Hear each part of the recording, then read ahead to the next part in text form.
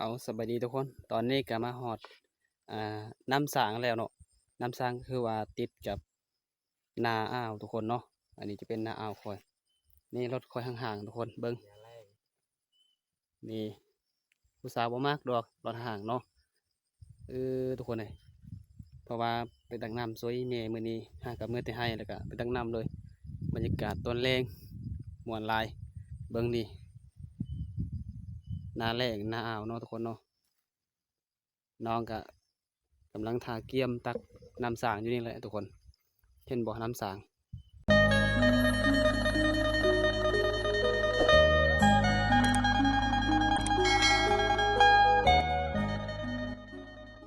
สวัสดีทุกคนตอนนี้บรรยากาศตอนแรงคอยหากำเมื่อเฮ็ดเวียกทางไห้เนาะแล้วก็มาช่วยอีเมย์ทุกคนมาตักน้ำอยู่น้ำสางบ้านเฮาไกลเติบเลยทุกคนเฮาต้องขี่รถนี่เบิ้งรถห่างๆทุกคนเห็นบ่เรารถคอยเนาะอันนี้จะเป็นเฮือนคอยทุกคนนี่เฮือนกำลังน้อยๆเนาะนี่ทุกคนกระตุกกระเต็มเป่าเลยนี่คอยตักไล่ๆเลยเนาะเพราะว่าน้ำกับไกลเติบทุกคนเอาจะได้กันไปพอกันญี่ปุ่นแล้วเนาะคนโสดทุกคนจะมีเมียสวยเมียตักน้ำเนาะบ๊ายบายไปพอกันเลยนี่กำลังไปเด้อพี่น้อง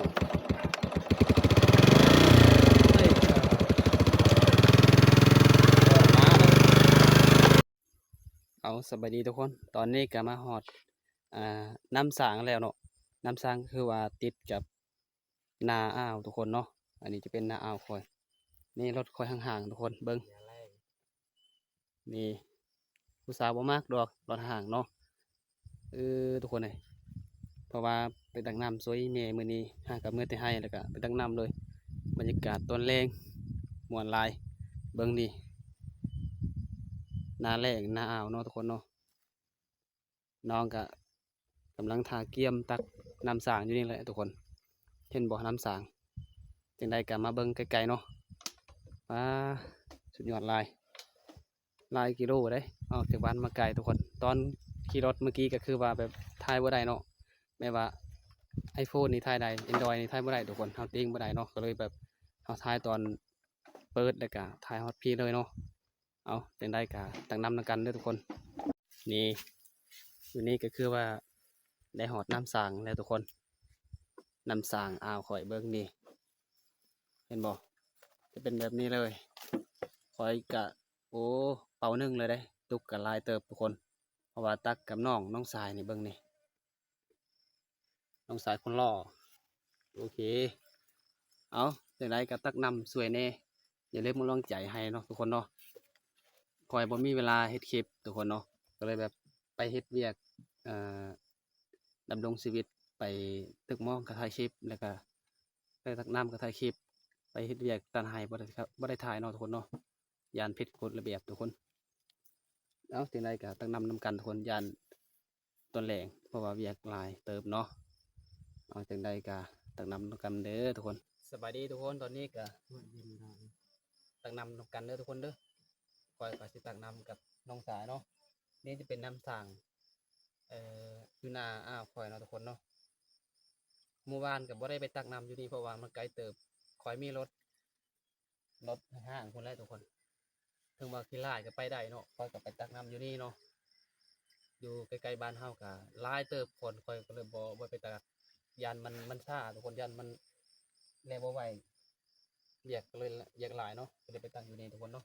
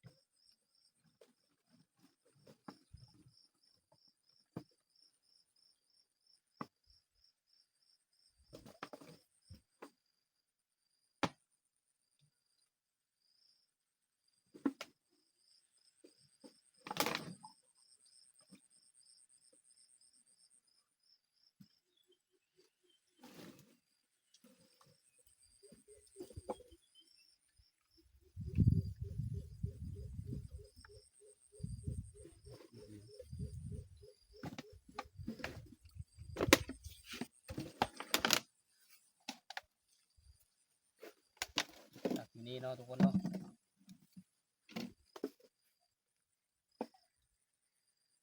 น้ำก็สะอาดใสทุกคนกินก็แซ่บได้น้ำสางธรรมศาสตร์บ้านเฮา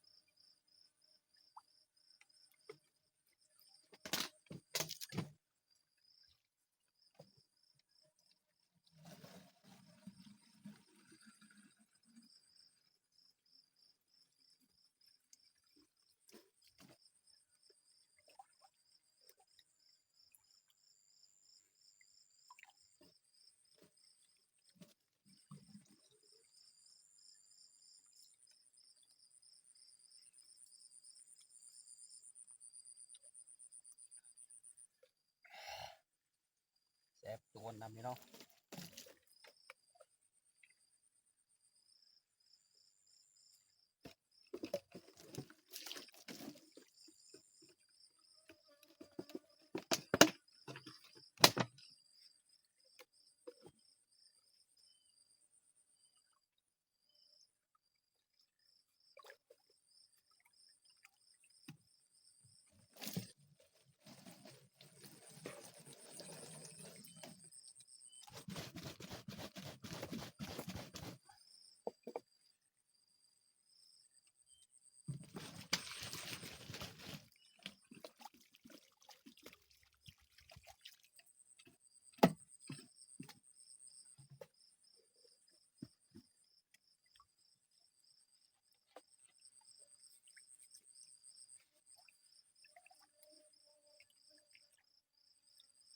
เวลาเราตักน้ำเราต้องสวิงน้ำก่อนทุกคน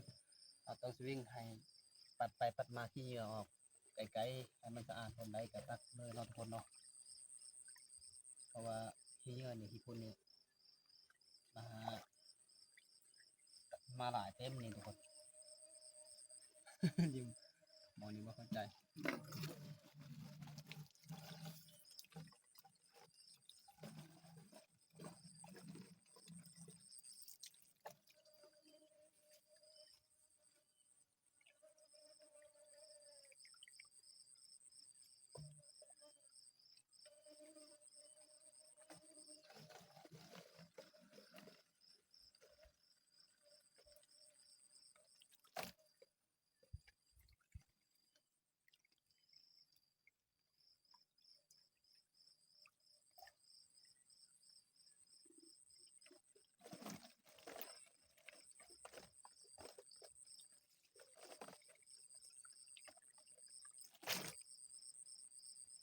อยู่บ้านนอกบ้านนาก็คือแบบนี้แหละทุกคนไปตักน้ำทุกมือทุกวันทั้งว่าเฮาสิตักหลายสำใดก็กินเบิดตลอดเลยเนาะบ่เคยเคียงข้างน้ำเฮาทุกคนแดดก็แห้งช่วงนี้ทุกคน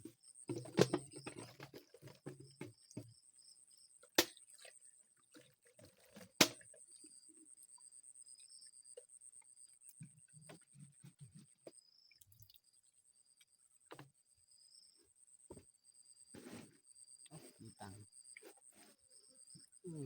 บายตังค์ก็มีโอ้บรรยากาศนานม่วนหลายเถอะวะเอาเฮ็ดนาแรง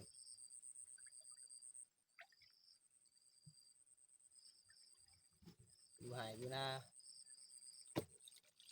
ให้ชวนมันสุขสบายบ่ได้ไปวุ่นวายสะพดสมองคือคนอื่นไปอยู่เมืองเนาะทุกคนเนาะ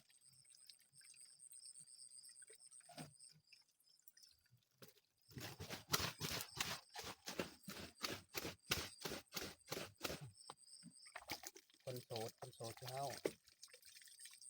บ่มีไผมากดอก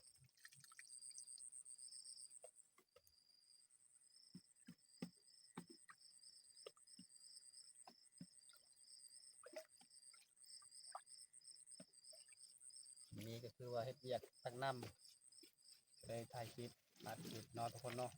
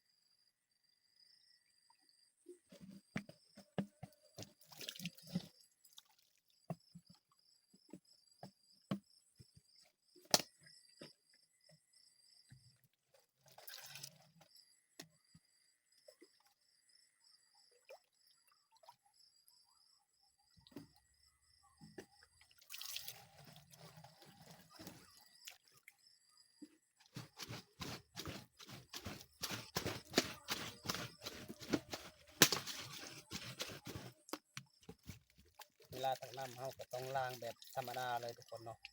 ครับบ่ต้องใส่ดินทรายล้างให้สะอาดแบบนั้นแบบว่าตุกเฮาลายเติบเฮาก็อยากลายก็เลยแบบล้างธรรมดาแบบนี้แหละก็ได้เนาะดีกว่าเฮาบ่มีน้ำกินทุกคนคันว่าเฮามีเวลาลายเฮาก็สิล้างให้มันสะอาดแต่ว่าเดี๋ยวนี้ก็สะอาดคือกันเนาะแต่ว่าก็คือเฮาล้างเอาดินทรายมันต่างกันนิดนึงสะอาดกว่าทุกคน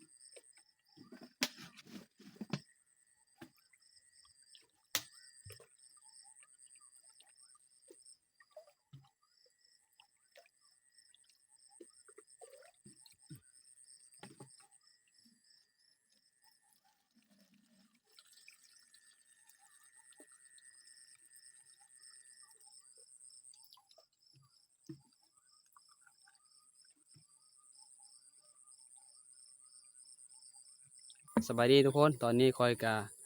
หลังจากอัดคลิปมาตักน้ำดำรงชีวิตแบบบ้านๆเฮาสวยมีพอตักน้ำทุกคนไก่เติบเตบานเนาะอันนี้ก็คือว่าหน้าอ่าวคอยมาตักน้ำอยู่น้ำสางเนี่ยทุกคนเนาะจังใดกับประมาณนี้แหละทุกคลิปนี้ทุกคนเนาะไม่มีหยังไรดอกเอาคอยขอปิดคลิปก่อนเด้อทุกคนเด้อใครเห็นคลิปคอยแล้วก็ขอฝากกดไลค์กดแชร์เนาะกดติดตามครับสมาฟังจนจบเด้อทุกคนเด้อเพื่อกำลังใจเนาะให้บ่าวต้องเพชรเฮ็ดคลิปต่อไปทุกคนและขอกล่าวว่าสบายดีบ๊ายบายพบกันใหม่คลิปหน้า